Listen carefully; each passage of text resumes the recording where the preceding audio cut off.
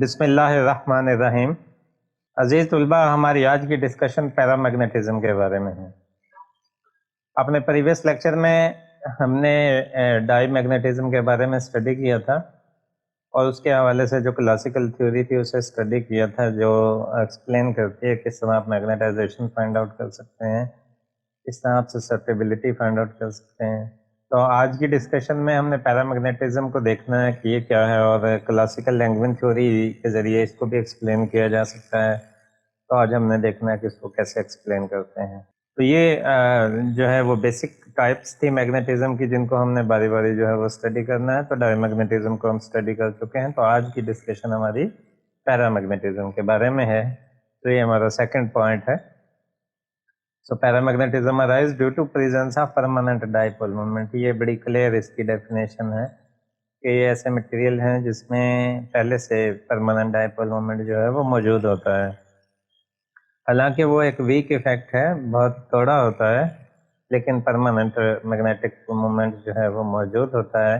और जब आप एक्सटर्नल मैग्नेटिक फील्ड अप्लाई करते हैं तो उसके मैग्नेटिक मोमेंट्स जो इनिशियली वैसे रैंडमली पड़े होते हैं, एक दूसरे को कैंसिल कर रहे होते हैं, तो फील्ड अप्लाई करते हैं तो वो अलाइन हो जाते हैं। तो पैरामैग्नेटिज्म क्या है, किस वजह से होती है, किस किस फैक्टर का इसके अंदर जो है वो असर हो सकता है। So paramagnetism basically occur in those atoms and molecules which have permanent magnetic moment. किस वजह से है, उसकी कई वजह हो सकती हैं। अगर एक्सटर्नल फील्ड अप्लाई नहीं करते तो कोई मैग्नेटाइजेशन नहीं होती, क्योंकि जो मैग्नेटिक मोमेंट्स हैं वो रैंडमली ओरिएंटेड होते हैं, एक दूसरे के मैग्नेटिक मोमेंट को कैंसिल कर देते हैं। जब आप एक्सटर्नल मैग्नेटिक फील्ड अप्लाई करते हैं तो मैग्नेटिक मोमेंट जो है एक्सटर्नल फील्ड की डायरेक्शन में अपने आप को रीओरिएंट करते हैं, जिसकी वजह से मटेरियल में कुछ मैग्नेटाइजेशन जो है वो इंड्यूस हो जाती है। ठीक है।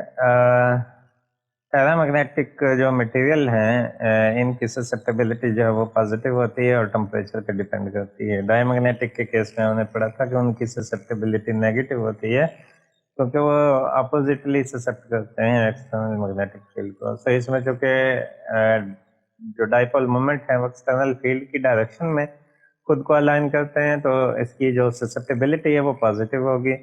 और डायमैग्नेटिक मटेरियल जो है वो टेम्परेचर डिपेंडेंट भी नहीं होते। पैरामैग्नेटिक मटेरियल की जो मैग्नेटाइजेशन है और मैग्नेटिक ससेप्टेबिलिटी है ये टेम्परेचर पे भी डिपेंड करती है। ये कुछ कंट्रीब्यूशंस हैं पॉसिबली जिनकी वजह से पैरामैग्नेटिज्म हो सकती है। The spin or intrinsic moment of the electron, electron की स्पिन मोशन की वजह से, orbital motion of the electron, orbital motion की वजह से, और spin magnetic moment of nucleus, और न्यूक्लियस जिसके अराउंड जो है इलेक्ट्रॉन रिवॉल्व करता है उसकी स्पिन मैग्नेटिक मोमेंट की वजह से भी पैरामैग्नेटिज्म हो सकता है। ये कुछ एग्जांपल्स हैं मटेरियल की जिनमें आमतौर पे पैरामैग्नेटिज्म जो है वो हमें नज़र आती है। मेटल्स में आमतौर पे हमें नज़र आती है अक्सर में।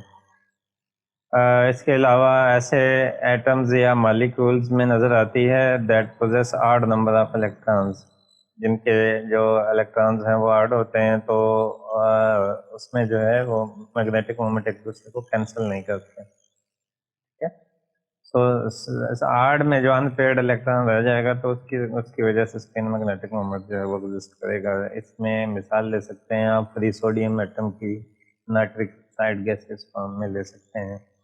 मॉलिक्यूलर ऑक्सीजन जो है वो ले सकते हैं। इसमें भी अगर मॉलिक्यूलर ऑर्बिटल थ्योरी के हेल्प से अगर आप एनालिसिस करें इसकी बॉन्डिंग का मॉलिक्यूलर ऑक्सीजन की, तो उसमें भी अनपेयर्ड इलेक्ट्रॉन होते हैं, जिसकी वजह से ऑक्सीजन जो है वो मैग्नेटिक मोमेंट जो है वो non zero magnetic moment possess करती है और एक्सटर्नल मैग्नेटिक फील्ड ऑक्सीजन के मॉलिक्यूल्स को अट्रैक्ट कर सकती है। इसके साथ साथ ऐसे फ्री एटम्स या ion having partially filled inner shell, देखिए कुछ ऐसे एटम्स या आयन होते हैं जिनके इनर शेल जो है वो पार्शियली फिल्ड होते हैं, जिसमें आपके पास रेयर अर्थ मेटल्स हैं या एक्टानाइड एलिमेंट्स हैं। ठीक है, ions of some transitional element like Mn2+ वगैरह। तो बहुत सारी मटेरियल्स की एक वाइड वैरायटी है जिसमें पैरामैग्नेटिज्म जो है वो ऑब्जर्व किया जा सकता है। अब इसकी क्लासिकल थ्योरी पे जाते हैं, जो जिसकी हेल्प से जो है वो हम बुनियादी तौर पे मैग्नेटाइजेशन को फाइंड आउट करेंगे और मैग्नेटिक ससेप्टिबिलिटी को फाइंड आउट करेंगे, और फिर अपना जो आर्गूमेंट हमने बिल्ड किया था कि ससेप्टिबिलिटी जो है वो पॉजिटिव होती है और टेम्परेचर पे डिपेंड करती है, वो ड्राइव करेंगे रिलेशनशिप्स के लिए। So, शुरू करते हैं Langevin classical theory for paramagnetic material. So let we have a paramagnetic gas containing n atoms per unit volume, each having permanent magnetic moment mu. ठीक है, कोई भी पैरामैग्नेटिक गैस है जिसके n एटम्स हैं, हर एक का मैग्नेटिक मोमेंट जो है वो म्यू है. म्यूचुअल इंटरेक्शन जो मैग्नेटिक डाइपोल्स का है is assume to be negligible. वो एक दूसरे के साथ कोई खास इंटरेक्ट नहीं करते. इसी वजह से वो डिसओरिएंटेड पोजीशन में होते हैं, जो एक दूसरे की मैग्नेटिक मोमेंट को कैंसिल कर रहे होते हैं. जब आप external magnetic field B apply करते हैं, so these dipoles tends to orient themselves in the direction of field. तो ये जो randomly oriented थे डाइपोल्स, ये अपने आप को मैग्नेटिक फील्ड की डायरेक्शन में मैग्नेटिक मोमेंट्स जो थे वो अपने आप को रीओरिएंट करेंगे, so that the energy minimization can be achieved. क्यों एक्सटर्नल मैग्नेटिक फील्ड जो है वो मैग्नेटिक मोमेंट्स जो इसके एग्जिस्ट करते हैं एटम्स के, उनको रीओरिएंट करने की कोशिश करेंगे, तो तमाम के तमाम जो मैग्नेटिक डाइपोल्स हैं वो अपने आप को मैग्नेटिक फील्ड की डायरेक्शन में अलाइन करके रिलैक्स कर देंगे, रिलैक्स पोजीशन में आ जाएंगे, जो उनकी मोस्ट रिलैक्स पोजीशन है. तो हम कहेंगे कि वो मिनिमम एनर्जी पोजीशन पे आ गए हैं. इसके अगेंस्ट अगर आप टेम्परेचर की बात करते हैं, तो जब आप टेम्परेचर बढ़ाते हैं तो रैंडम मोशन इंक्रीज होती है मटेरियल के अंदर. तो थर्मल एनर्जी जो है वो अलाइनमेंट को, इसका मतलब है रजिस्ट करती है, मैग्नेटिक फील्ड अलाइन करने की कोशिश करती है, और टेम्परेचर का अगर आप बढ़ाते हैं मटेरियल का तो वो डी अलाइन करने की कोशिश करती है. वो एक्स्ट्रा एनर्जी प्रोवाइड करती है एटम्स को. वो एक्साइटेड होते हैं, थर्मली एक्साइटेड होते हैं, तो वो जो है एक्स्ट्रा एनर्जी की वजह से डिसओरिएंटेशन जो है वो शो करते हैं. तो इसलिए टेम्परेचर के अगेंस्ट जो है वो जाती है मैग्नेटिक ससेप्टिबिलिटी पैरामैग्नेटिक मटेरियल की. इक्विलिब्रियम में हम कहते हैं कि dipole orient themselves at an angle theta. ठीक है, दोनों सिचुएशंस हैं, टेम्परेचर भी मौजूद है, मैग्नेटिक फील्ड भी मौजूद है. सो डाइपोल्स अपने आप को अलाइन भी करेंगे और उनके और मैग्नेटिक फील्ड के दरमियान लेट एन एंगल थीटा जो है वो रहेगा with the direction of external magnetic field. इसको हमने जो है वो नेक्स्ट स्लाइड पे प्रेजेंट भी किया पिक्चर की फॉर्म में. ठीक है, ये जो है आपके पास मैग्नेटिक फील्ड की डायरेक्शन है. ठीक है, एट एन एंगल थीटा. ये मैग्नेटिक मोमेंट म्यू जो है लेट हमने कहा कि लाइन में कुछ म्यू पे होंगे, कुछ जो है स्लाइट डिफरेंस के साथ डी थीटा पे भी मौजूद हो सकते हैं. तो ये दो कंसेंट्रिक हालो कोन्स की फॉर्म में जो है आप इसको डिस्क्राइब कर सकते हैं. अगर फुल डिस्क्राइब करना है तो 0 से पाई तक आप सारे डाइपोल्स को इंटीग्रेट करके भी देख सकते हैं कि सबका ओवरऑल क्या बिहेवियर है. ये तो वो हैं जिन्होंने अपने आप को एक्सटर्नल फील्ड की डायरेक्शन में अलाइन करने की कोशिश की और उनका कुछ एंगल बना मैग्नेटिक फील्ड के साथ. So potential energy of each magnetic dipole in the position is given by E is equal to minus mu dot B. ठीक है, जो पोटेंशियल एनर्जी है डाइपोल मैग्नेटिक डाइपोल की E is equal to minus mu dot B, जबकि mu आपका magnetic moment है, magnetic dipole का B applied external field है, यानी कि minus mu B cos theta जो है इसको आप लिख सकते हैं. म्यू डॉट बी है तो mu B cos theta. Definition of dot product को आपने इस्तेमाल किया है. अब चूंकि जितने भी आपके पास जो है वो डाइपोल्स मौजूद थे, उनमें से रेंडमली जो है एक तादाद जो है उसने अपने आप को रीओरिएंट किया with respect to potential energy, जिनकी जो है वो minus mu B cos theta के बराबर है. तो कितने आपके पास जो है वो नंबर ऑफ मैग्नेटिक डाइपोल्स होंगे जिनकी ओरिएंटेशन जो है वो इस तरह की होगी. तो उसको आप मैक्सवेल बोल्ट्जमैन डिस्ट्रीब्यूशन से डिस्क्राइब कर सकते हैं, that is equal to exponential minus E over K T.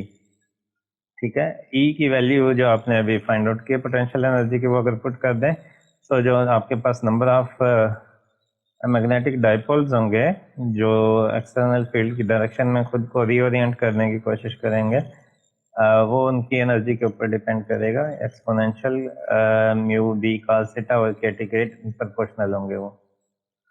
ठीक, ये माइनस साइन इस माइनस साइन से कैंसिल हो गया, इसलिए प्लस साइन के साथ है।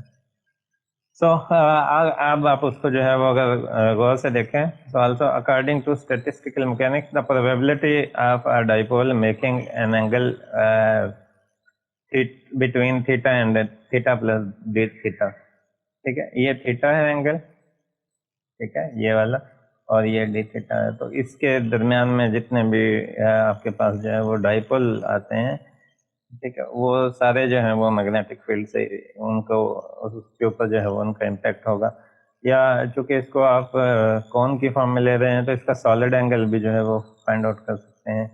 तो सॉलिड एंगल फाइंड आउट करने के लिए आपको जो है लेट एंगल डी ओमेगा हो lying between two hollow cons, ठीक है, आप semi angle theta and theta plus D theta. तो उसके लिए आपको जो है वो total surface area find out करना पड़ेगा दोनों का। इसका जो है रिंग की फॉर्म में बनेगा, और इनर कोन का जो है वो आप पहले ये डिस्टेंस फाइंड आउट कर लेंगे, ठीक है, और उस डिस्टेंस को आप 2 पाई से मल्टीप्लाई कर देंगे तो ये इसका सरफेस एरिया आ जाएगा, ठीक है, और इसको मल्टीप्लाई कर देंगे इसके सरफेस एरिया से। तो इसका सरफेस एरिया जो है आर डी थीटा के बराबर आएगा, और इसका सरफेस एरिया आपके पास बन जाएगा 2 पाई आर साइन थीटा। तो यही आपने किया, ये सॉलिड एंगल का रिलेशनशिप होता है D S over R square के बराबर। सॉलिड एंगल बुनियादी तौर पे 3 डायमेंशनल एंगल को कहते हैं जो किसी कोन के अंदर जो है वो बनता है। तो D omega is equal to 2 pi R sine theta multiply by R D theta. ये टोटल सरफेस एरिया हो गया, इसको आर स्क्वायर से आप डिवाइड कर दें, तो ये आर है, ये भी आर है, तो ये आर स्क्वायर को कैंसिल कर देगा। So d omega is equal to 2 pi sine theta d theta के बराबर हमारे पास आ जाएगा। ठीक है, सो जो आपके पास ऐसे डाइपोल्स हैं, मैग्नेटिक डाइपोल्स हैं जो इस इन कोन्स के दरमियान लाए करते हैं, उनकी तादाद अगर डी एन हो तो D N will be proportional to, ये पहली टर्म आपकी जो है वो मैक्सवेल बोल्ट्जमैन डिस्ट्रीब्यूशन से आ जाएगी, और दूसरी आपकी सॉलिड एंगल आ जाएगा डी ओमेगा। ठीक है, प्रोपोर्शनलिटी को खत्म करें तो कांस्टेंट इंट्रोड्यूस करवा देंगे, ये के जो है ये कांस्टेंट आ गया। So d n is equal to k exponential mu B cos theta और के टी, और ये डी ओमेगा की value 2 pi sine theta d theta जो अभी हमने फाइंड आउट की थी पिछली स्लाइड में। ठीक है, तो ये कौन से डी एन क्या है बुनियादी तौर पे, वो एटम्स हैं, वो डाइपोल्स हैं। Probability of the dipole making angle between theta and theta plus D theta with the magnetic field, या आप कह सकते हैं number of dipoles D N having axis within the solid angle D omega, ठीक है, which is lying between two hollow cones having semi angle theta and theta plus D theta, जैसे कि आप फिगर में देख भी सकते हैं।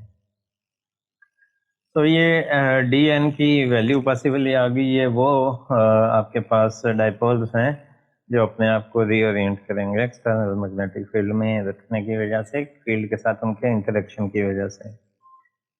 ठीक है, so each one of this dipole contribute a component of magnetic moment mu cos theta. ठीक है, हर एक का जो कंपोनेंट है जो बी की डायरेक्शन में होगा वो होगा म्यू कॉस थीटा। ठीक है, क्योंकि म्यू और बी के दरमियान एंगल है थीटा, तो हर म्यू का जो कंपोनेंट बनेगा that will be mu cos theta, और थीटा उसका अपना एंगल होगा जो भी करस्पॉन्डिंग एंगल बनता है to magnetization, whereas the component perpendicular to the field direction cancel each other. Magnetic field के जो परपेंडिकुलर कंपोनेंट होंगे वो चूंकि लेफ्ट पे भी होगा राइट पे भी होगा। अगर आप यहाँ से देखें, इस पॉइंट से देखें, तो ये आपके इसका कंपोनेंट है म्यू कॉस थीटा, ये देखें ये बी की डायरेक्शन में। दूसरा कंपोनेंट इस साइड पे अगर म्यू है तो इसका ये कंपोनेंट होगा, और उसी के करस्पॉन्डिंग इसके लिए आपका ये कंपोनेंट होगा। तो ये अपोजिट जो कंपोनेंट्स हैं ये एक दूसरे को कैंसिल कर देंगे। तो परपेंडिकुलर कंपोनेंट जो है उनकी कोई कंट्रीब्यूशन नहीं है मैग्नेटिक मोमेंट में, सिर्फ वही पार्ट जो कंट्रीब्यूट करता है जो बी की डायरेक्शन में, और वो पार्ट हर डाइपोल से आपको मिलता है म्यू कॉस थीटा। ठीक है. So hence the average component of magnetic moment to each atom along the field direction multiplied by number of atoms per unit volume gives you the magnetization.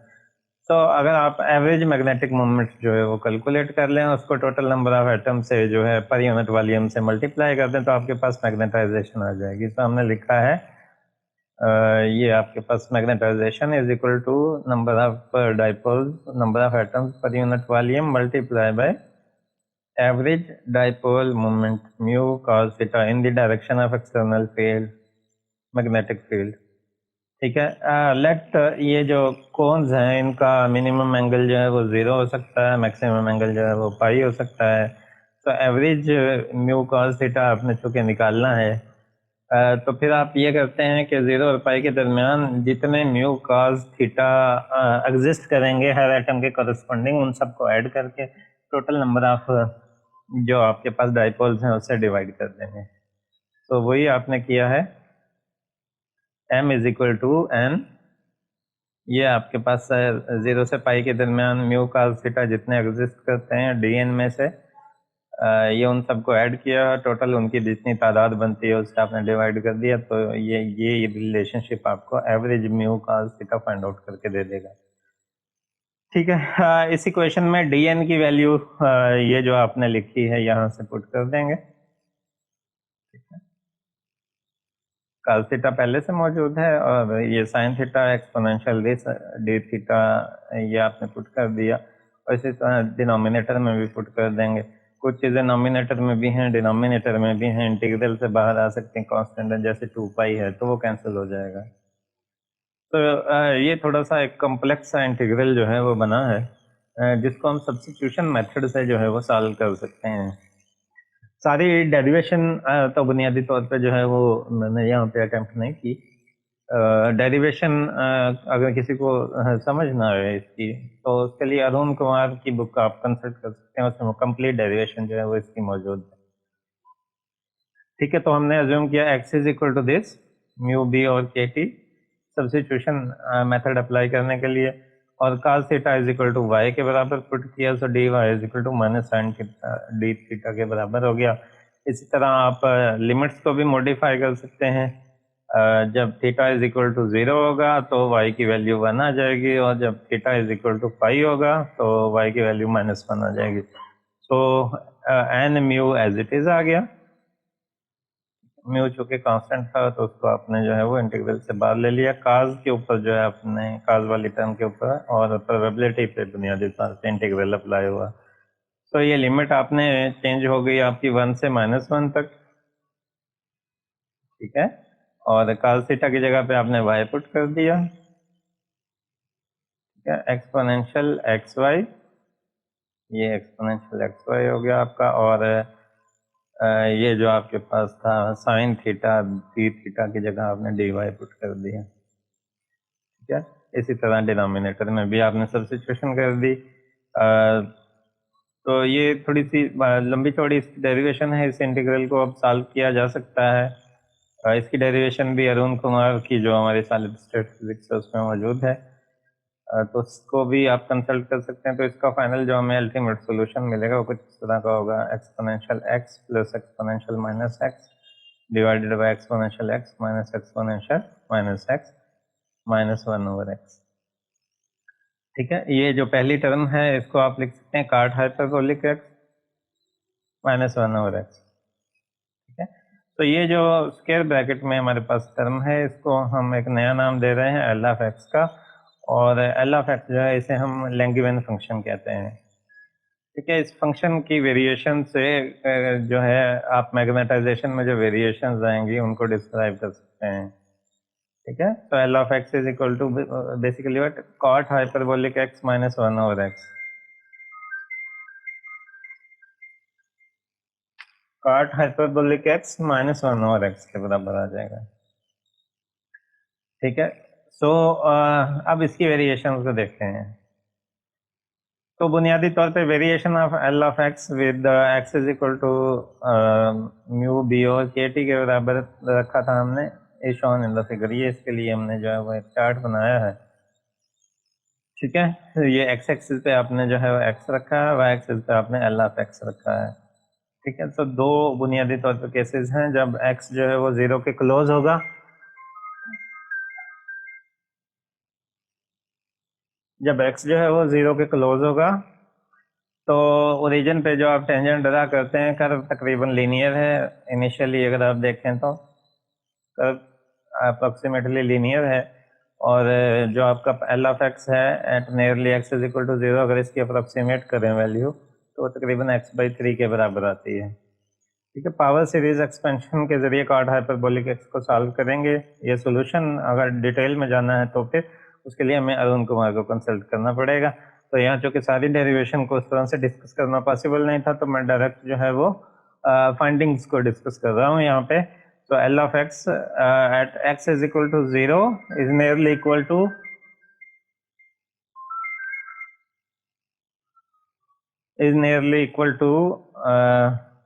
x/3 के बराबर आ जाएगा, या इसको आप लिख सकते हैं mu B over K T x था और ये डिवाइडेड बाय 3 आ गया। तो एल ऑफ एक्स आपके पास मौजूद है और यहाँ मैग्नेटाइजेशन है एन म्यू एल एक्स। तो मैग्नेटाइजेशन आपके पास क्या बन जाएगी, ये एन और ये म्यू वहाँ से आ गया, और ये एल ऑफ एक्स की वैल्यू आ गई म्यू बी ओवर 3 के बी टी। सो ये मैग्नेटाइजेशन आ गया आपके पास। तो अगर आपके पास मैग्नेटाइजेशन आ जाती है तो फिर आप पैरामैग्नेटिक ससेप्टेबिलिटी भी फाइंड आउट कर सकते हैं इससे। ठीक है, तो ये बुनियादी तौर पे टेंजेंट लाइन है जो आपने कर्व को ड्रा की, जो ओरिजिन से पास होती है, और for very small value of X it approaches to x/3।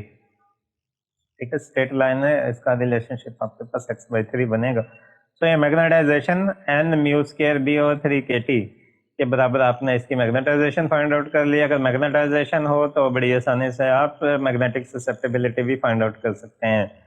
तो chi paramagnetic is equal to magnetization को म्यू नॉट से मल्टीप्लाई कर देंगे और बी से डिवाइड कर देंगे। ठीक है, बी से डिवाइड करेंगे तो ये बी कैंसिल हो जाएगा, म्यू नॉट से मल्टीप्लाई कर देंगे। So mu naught N mu square और 3 के टी, ये आपका जो है रिलेशनशिप आ गया पैरामैग्नेटिक ससेप्टेबिलिटी के लिए।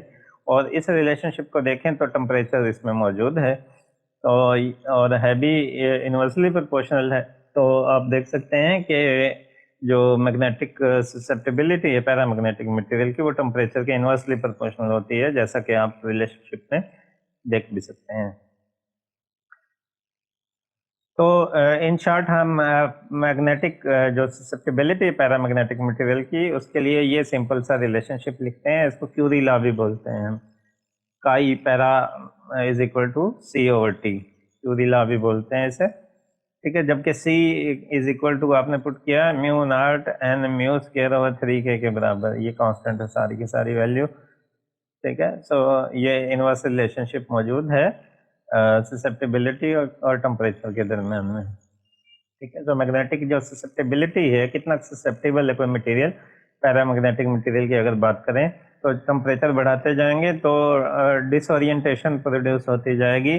तो जो अलाइनमेंट हुई थी एक्सटर्नल फील्ड की वजह से वो रिड्यूस होती जाएगी, तो मैग्नेटाइजेशन या ससेप्टेबिलिटी दोनों कम होती जाएंगी मटेरियल के केस। ठीक है, क्यूरी लॉ जो है it hold good when mu B is very very less than K T. ठीक है, वो एक्सपोनेंशियल फंक्शन आप इस पर अप्लाई करते थे तो म्यू बी और के टी एक्स की वैल्यू बुनियादी तौर पे आपने ली थी। तो क्यूरी लॉ होल्ड करता है इन केस जब ये रिलेशनशिप जो है वो सेटिस्फाई होता हो। अब दूसरी सिचुएशन देखते हैं for large value of X. X की वैल्यू लार्ज कब होगी, for high flux density B, जब मैग्नेटिक फील्ड डेंसिटी ज़्यादा हो और लो टेम्परेचर हो। ठीक है, रिलेशनशिप देखेंगे जो आपने एक्स के लिए लिखा था। ठीक है, जो finally X is equal to mu B और के टी, जब बी ज़्यादा हो और टी जो है वो कम हो तो एक्स की वैल्यू हायर होगी। तो अगर एक्स की वैल्यू ऐसी आप अप्रोक्सीमेशन कर लें, जब बी को आप बहुत हायर ले लें और टी को नेग्लिजिबल ले लें, तो जो लैंगवेन फंक्शन है इसकी वैल्यू यूनिटी को अप्रोच करेगी। L of X is equal to 1 के बराबर आप कहेंगे इसको अप्रोच करेगी। सो मैग्नेटाइजेशन का जो आपके पास रिलेशनशिप था N mu L of X, इसमें एल ऑफ एक्स की जगह आप 1 पुट कर सकते हैं, सो ये म्यू एन के बराबर हो जाएगा। इसको आप म्यू एम एस भी लिखते हैं, और इसे हम सैचुरेशन कंडीशन कहते हैं। ठीक है, जब मैग्नेटाइजेशन बहुत ज़्यादा होगी तो सैचुरेशन हो जाएगी और सारे के सारे मैग्नेटिक डाइपोल जो हैं अपने आप को एक्सटर्नल मैग्नेटिक फील्ड की डायरेक्शन में कम्प्लीटली अलाइनमेंट हो जाएगी उनकी। फर्दर मैग्नेटिक फील्ड अप्लाई करके आप उनको फर्दर जो है वो अलाइन नहीं कर सकते, क्योंकि सारे के सारे मैग्नेटिक डाइपोल पहले ही अलाइन हो चुके हैं। इसीलिए MS जो है इसको हम सैचुरेशन मैग्नेटाइजेशन भी कहते हैं। लें जी, ये हमारी डिस्कशन थी पैरामैग्नेटिक मटेरियल के हवाले से। मैं उम्मीद करता हूँ आपको इसकी समझ आई होगी। अगेन मैं आपको एम्फसाइज करता चलूँ कि कुछ चीज़ें हमने यहाँ डेरिवेशन नहीं की, डायरेक्ट जो है वो उनके रिजल्ट्स डिस्कस किए हैं। तो डेरिवेशन को देखने के लिए आप सॉलिड स्टेट फिजिक्स व अरुण कुमार जो है उसको कंसल्ट कर सकते हैं। उसमें कंप्लीट हर स्टेप की डेरिवेशन जो है वो मौजूद है। तो हमने जो है वो आज पैरामैग्नेटिक मटेरियल के हवाले से डिस्कस किया, क्या होते हैं, ससेप्टिबिलिटी क्यों पॉजिटिव होती है, टेम्परेचर पे कैसे डिपेंड करती है, और उसकी क्लासिकल लैंग्वेज थ्योरी भी जो है वो हमने देखी कि किस तरह क्लासिकल लैंग्वेज थ्योरी हमारे इस आर्गुमेंट को जो है वो डिफेंड करती है, जस्टिफाई करती है कि वाकई ही जो पैरामैग्नेटिक मटेरियल की मैग्नेटिक ससेप्टिबिलिटी है वो टेम्परेचर के इन्वर्सली प्रोपोर्शनल होती है। और पॉजिटिव है मैग्नेटिक ससेप्टिबिलिटी, ये इंश्योर करती है इस बात को कि जो मैग्नेटिक डाइपोल मोमेंट्स होंगे वो अपने आप को एक्सटर्नल फील्ड की डायरेक्शन में अलाइन करेंगे, और टेम्परेचर को अगर आप बढ़ाएंगे तो उनकी अलाइनमेंट डिस्टर्ब होगी, जिसकी वजह से मैग्नेटाइजेशन भी रिड्यूस हो जाएगी और उनकी मैग्नेटिक ससेप्टिबिलिटी भी रिड्यूस हो जाएगी। जी, ये हमारी आज की डिस्कशन थी। मैं उम्मीद करता हूँ आपने इससे कुछ नया सीखा होगा, आपको इसकी समझ आई होगी। Thank you very much students for your attention.